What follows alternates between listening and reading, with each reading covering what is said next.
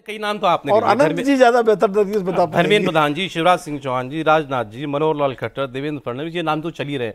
इनके अलावा पार्टी के विनोद तावड़े का भी नाम चल रहा है, जितने मैं वही सुनील बंसल का भी नाम है, राष्ट्रीय महासचिवों की भी लिस्ट लेकर के आया, क्योंकि इनमें से भी केशव प्रसाद मौर्य का नाम चला, मौर्य, विनोद तावड़े, जैसा आपने बताया, सुनील बंसल, सारे नाम चल रहे हैं। तो मतलब सर, लेकिन एक एक करके बात करेंगे तो आगे, जैसे अभी चर्चा छिड़ गई, देवेंद्र फडणवीस से शुरू कर देते हैं। क्यों हो सकते हैं और क्यों नहीं? आपने अभी एक बात कही कि कोई बड़ा नेता होगा, है ना।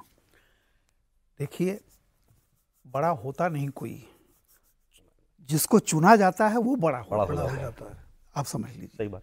2014 में मोदी जी जीते, वहां से लेके 10 वर्ष तक मैं एक एक चीज शुरू कर रहा हूं। महाराष्ट्र में चुनाव हुआ, मीडिया ने, किसी ने गेस लगाया था देवेंद्र फडणवीस का? बिल्कुल नहीं। उसके बाद हरियाणा में हुआ, खट्टर साहब। अभी हम सिर्फ मुख्यमंत्रियों पर जा रहे हैं। उसके बाद उत्तर प्रदेश का बड़ा चुनाव हुआ। बिल्कुल थी। हमारे मित्र हमसे 1 साल सीनियर थे, मनोज सिन्हा जी, मतलब वो वही कह रहे थे कि हमें कुछ नहीं पता है, लोग तो उनका शपथ ग्रहण और वो सब सारा चीज कर रहे थे। आपने बधाई दे दी थी? नहीं, मैंने बधाई नहीं दी थी, मतलब क्योंकि मैं जानता था इस चीज को, और मैं उस दौर से हूं। तो योगी जी, अब 2 राष्ट्रपति, रामनाथ कोविंद जी और मुर्मू जी, क्या क्या चर्चाएं जरा दिखे मीडिया का। अरे मोहम्मद खां, फलाना ढकाना, कितने लोगों का, बेबी रानी मौर्य। अच्छा, लेकिन ये मैं ये केवल ये कह रहा हूं, और ये अनाम, मतलब इस पद के लिए अनाम से थे।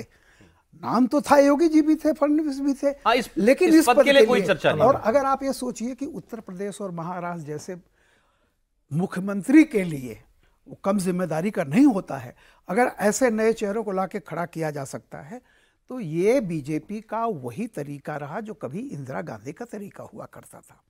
मैं सन 80 में 82 में वहाँ था महाराष्ट्र में, और उस समय ये बसंत दादा पाटिल का कुछ चल रहा था, और यह था कि मुख्यमंत्री बदल गए थे कि कौन होगा मुख्यमंत्री, कौन होगा। सब लोग गेस लगा रहे, शायद अब्दुल रहमान अंतुले ने छोड़ा था, उनको हटाया गया था, और हम लोग ऐसे ही मजाक कर रहे थे कि पता नहीं क्या।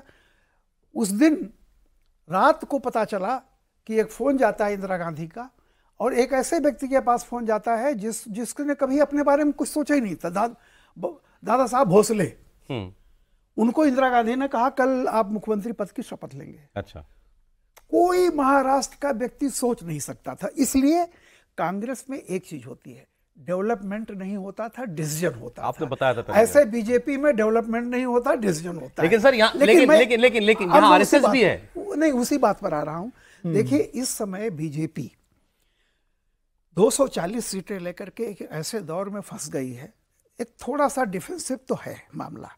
और संघ जो पहले ये बात कर रहा था, जो ऑर्गेनाइजर में छपा था कि किसी व्यक्ति की स्ट्रेंथ, मैं हमेशा कहता हूं कि individual strength should not become the weakness of the organisation.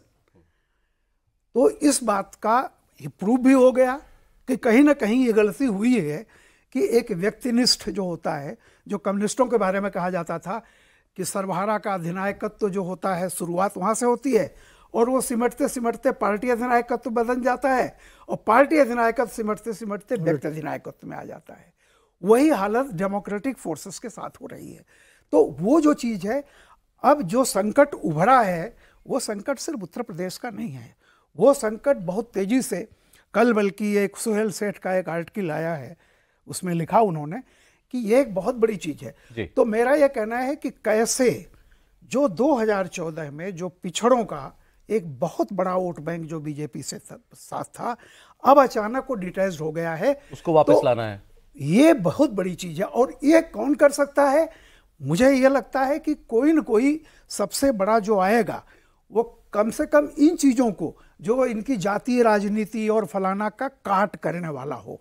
तो मुझे लगता है कि ये जो सबसे बड़ा एक क्लास है, जिसको कहते हैं कि पिछड़ा और दलित, जो बहुत अचानक से, वो चाहे कर्नाटक को भी कह लीजिए, उत्तर प्रदेश कह लीजिए, महाराष्ट्र में देख लीजिए, सब जगह पे कहीं ना कहीं वो एक डिटैच जो हो रहा है, उसको वापस लाने की चुनौती।